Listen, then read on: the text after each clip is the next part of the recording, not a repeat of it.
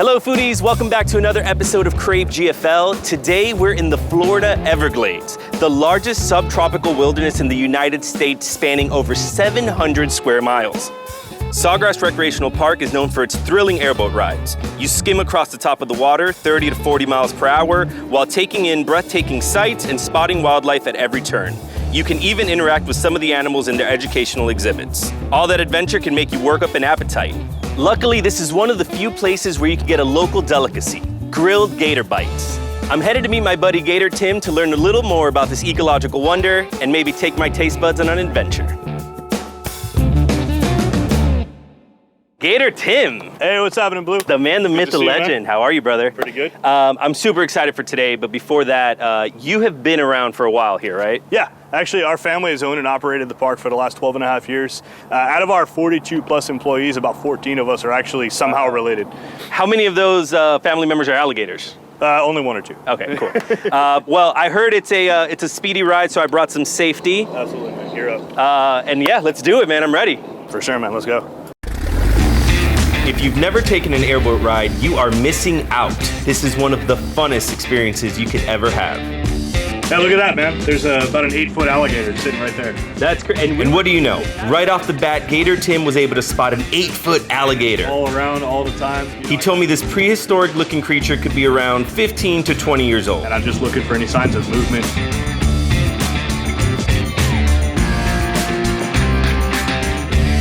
So it's called Sawgrass Recreational Park, and we're actually in the sawgrass, yeah. Right? Why do they call it sawgrass? Actually, I can show you. If you look closely, you can see, if I pull it across my shirt in one direction, it's not a problem. But if I move in the other direction, how it gets snagged up there. So if you even see like pictures from way back when people were actually trudging through this on foot, they always had like long pants on. Originally called the River of Grass by local native tribes, the Florida Everglades spans more than 700 square miles. Its wildlife is unique to this region and incredibly diverse. Portions of West Palm Beach. From countless types of exotic birds, including the native anhinga or snakebird, to numerous amphibian and reptile species, and of course, the Florida panther. It also happens to be one of the few places in the world where alligators and crocodiles actually coexist.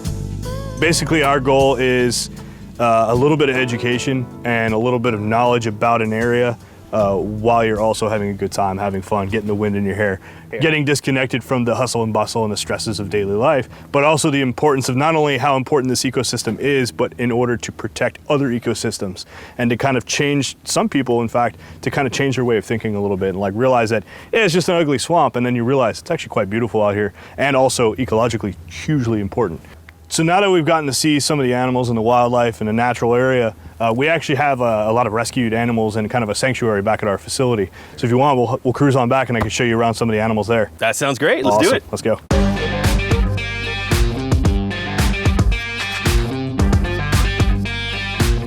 All right, that airboat ride was super fun. And while I got to see some of the animals in the wild, we can actually see some up close here at the exhibits part. This is not the only gator you get to meet today. Let's head inside and meet some of the wildlife.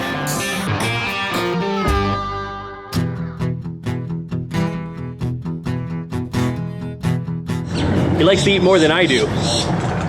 The animals in this sanctuary are brought in by authorities like the Florida Fish and Wildlife Conservation Commission, and some are being rehabilitated for injuries and being released back into the wild. Either way, it's a great place to educate the public about the Everglades biodiversity and the importance of conservation. What are we gonna try today? So today we're gonna try some of our actual alligator bites. We do serve them both just individually on their own and also as a gator bite taco. Now, a lot of people don't know this.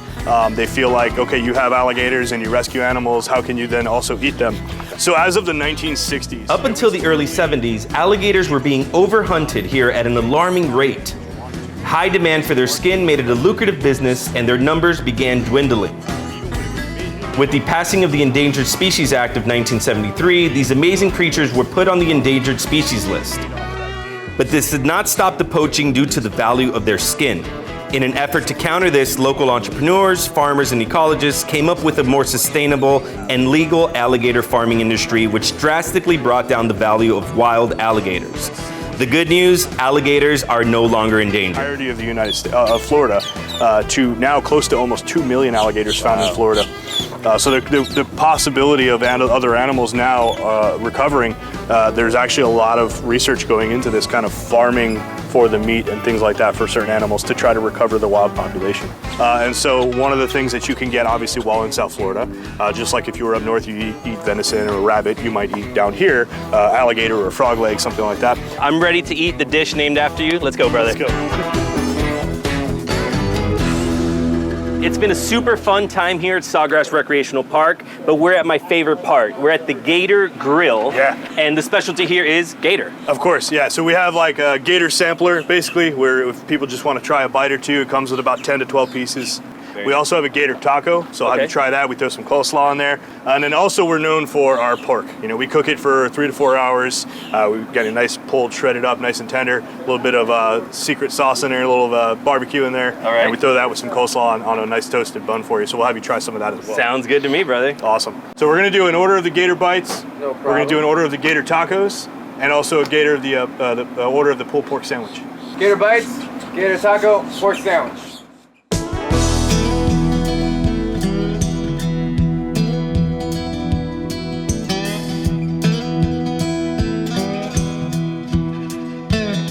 We got you some tasty treats here. All right.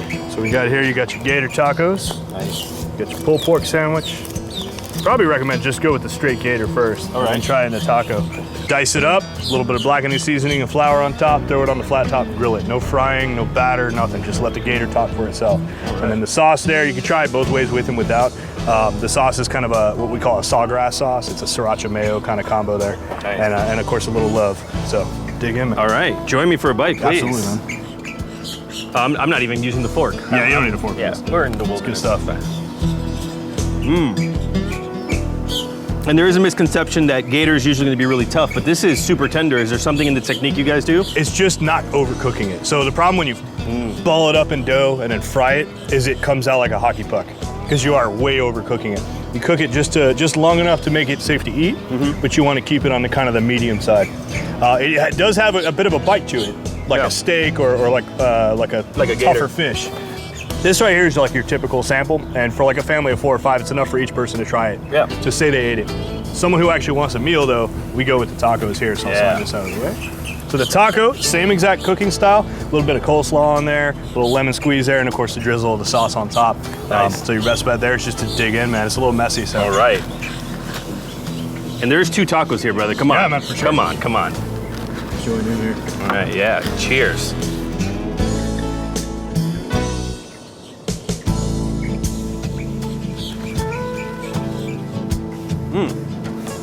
And I don't know if I've ever had a taco with coleslaw in it, but that is the perfect combination there for a taco.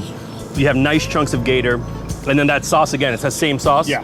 Another nice thing about that too is that you kind of got a little bit of the heat from the sauce, the warm, crunchy meat, and the kind of the tender meat. Yeah. But then you kind of get that cool, crunchy coleslaw at the bottom. Now another thing we put the coleslaw on is another thing we're kind of known for is our pulled pork here. This one I'm gonna let you dig in on that one because I'm getting pretty full myself. So pulled pork, we slow cook it for about 3 to 4 hours. Pull it up, a little bit of barbecue sauce, a little bit of seasoning, and the coleslaw on top. And what kind of bread is this on? It's like a Kaiser roll. We grill that up a little bit to give it a little crunch to it. Yeah, I saw a little crunch on that. All right. Got a little something there. Man, that is jammed with pulled pork. That's a big sandwich. Yeah. A lot of flavor in that. And you said that coleslaw is made in-house, right? Yes, yeah, we make our own coleslaw. Wow. We buy the ingredients, chop them up, and mix it all together. And we don't really add a lot like of the mayo and stuff. It's more the actual shredded cabbage and the carrots and stuff to kind of just bring some of that crunch into there. Nice. All right, Tim, you have been an amazing tour guide, brother. Thank you so much. Thanks for coming out. I don't think people realize that you can come out here, get some education, get some adventure, make a whole day out of it, and then top that off with some great food as well. Yeah. So thank you for this. This has been incredible. Anytime. Those gator bites were delicious.